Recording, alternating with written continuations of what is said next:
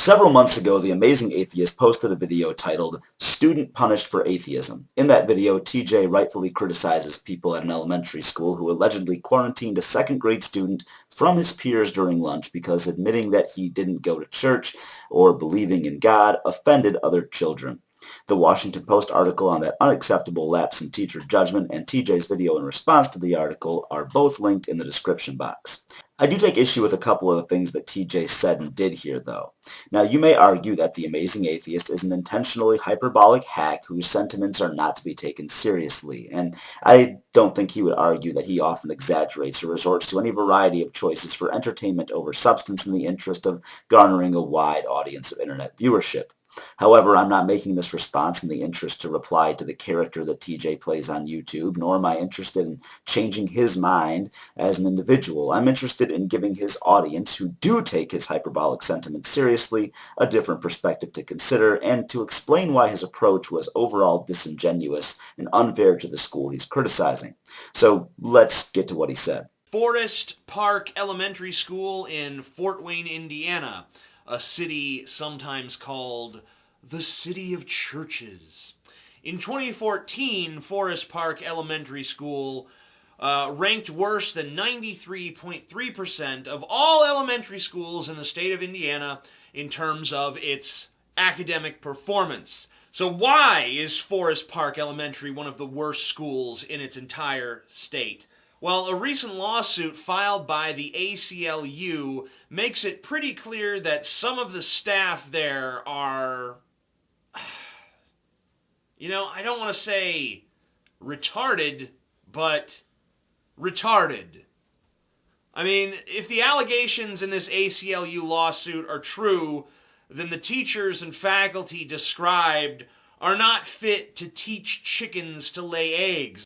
In case you haven't yet read the article, allow me to clarify that according to the only source he's referencing, this was an event wherein only one teacher and one other school employee are actually guilty.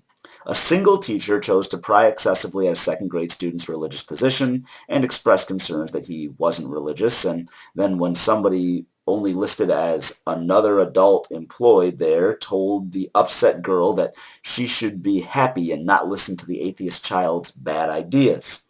Then, we have the same teacher requiring the atheist child to sit apart from other students at lunch and instructed him not to talk to them because he had offended them. So by my count, we still only have two employees, only one of whom was explicitly a teacher, who were allegedly guilty of this terrible act. So when TJ says the teachers and faculty described have no teaching ability based on this event and how the school is rated, he's expressing a deep ignorance about teacher skill and school performances while exaggerating the amount of staff involved in the alleged event.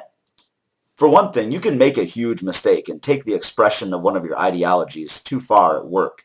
That doesn't automatically make you bad at the rest of your job. I'm not saying that the teacher in question is a good teacher outside of this incident, though we don't even know the teacher's name, let alone the teaching record, evaluation history, or any insight that could be helpful in determining that, such as the endless intangible things that make up a quality teacher. TJ, however, is prepared to make lewd analogies about how horrible these teachers, even though it's only one, must be. I'm suggesting we not jump to that conclusion. Now, when TJ chooses to critique the school because of its low educational performance, he then suggests that this event, which involved all of 2 faculty members, is the reason why their academic scores are so low. He doesn't bother to discuss what factors even determine a school's rating. He also doesn't link or discuss the source which gave him the school's rating. He simply found one graph on a website that fit his narrative of the school being incompetent and its faculty and staff must be awful because this atheist child was mistreated. Great fodder for your audience, which is nearly exclusively composed of angst-laden atheists. Now, again, the alleged mistreatment of that child is egregious and unacceptable. But let's look at the rest of the page where TJ got his information. Unlike him, I've used the description box of my video to link the source of that information, rather than just ways for you to buy my book and t-shirts. Now, you see, the graph that talks about student performance may be partially valid, though it's severely incomplete. That information only comes from performance on test scores, as you can see if you compare the score or rating to the test score graph right next to it. It in no way reflects student growth, which is again measured in test scores, but does a lot more to show the impact that a class had on a student than just how well the students take their standardized test. Let's say in School A at the start of the year, students are passing pre-tests with an average score of 85%, and at the end of the year, they're passing their standardized tests with an average of 90%. Those kids are passing and did improve, and with a school average of comfortably passing their standardized tests, School A is going to be rated rather high on the chart that TJ brought up, even if the students only grew their performance by about 5%. Meanwhile, at School B, students come in pre-testing with an average of 15%, and by the end of the year, their average scores are 55%. Those teachers grew students who were much farther behind, 8 times more than School A, but they're going to be ranked very low on the kind of chart TJ chose to show, because on that chart, Forest Park Elementary looked bad, and that made for a lovely segue into his video in which he puts its faculty on blast. And let's look at the information on the chart TJ chose not to consider. How about the information that explains that Forest Park Elementary is a Title I school, teaching so many impoverished students that 84.7% of them receive free or reduced lunch, the vast majority of which qualify for free lunch? Or how about the chart which explains that 20 elementary schools in that district have better student-to-teacher ratios than Forest Park Elementary? So, might it stand to reason that with this being a school with an extreme level of poverty amongst its student body and an inability to staff its school competitively even with other schools in its own district, there just might be some factors contributing to its struggles that have nothing to do with how 2 adults happen to mistreat one kid one time? Speaking of leaving information out and straight up being wrong, TJ's video later states this. And ultimately, this means that it is the de facto position of Forest Park Elementary School that God is real, and anyone who thinks otherwise should be isolated and punished.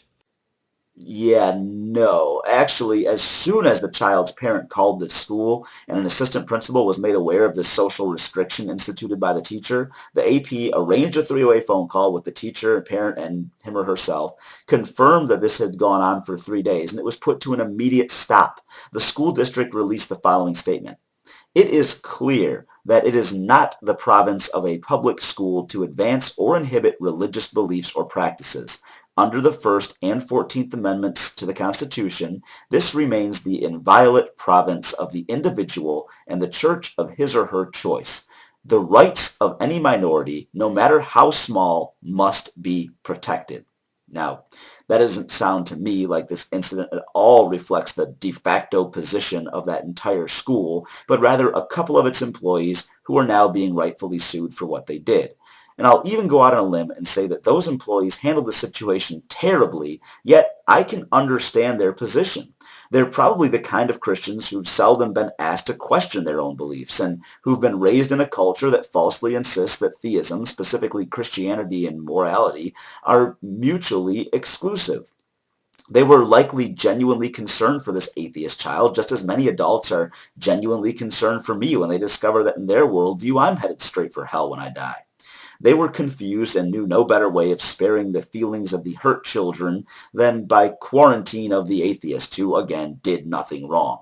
Again, it was a huge mistake made by a couple of employees, and we have no idea how much experience they have in teaching or anything else about them. We only know that they were theists who messed up. And looking at it from their perspective doesn't make me a Christian apologist. It makes me a human being willing to take a nuanced approach to solving problems rather than pandering to a bunch of angry people on the internet who love to rant about things and who won't bother to look any deeper into an issue than the news that they have regurgitated to them by someone like TJ. But hey, if you'll pardon the expression, why not throw an entire school of hardworking teachers under the bus when a couple of them mess up? I mean, they can take one for the team if the internet traffic pulls in a few more views, book sales, or t-shirt sales, right TJ?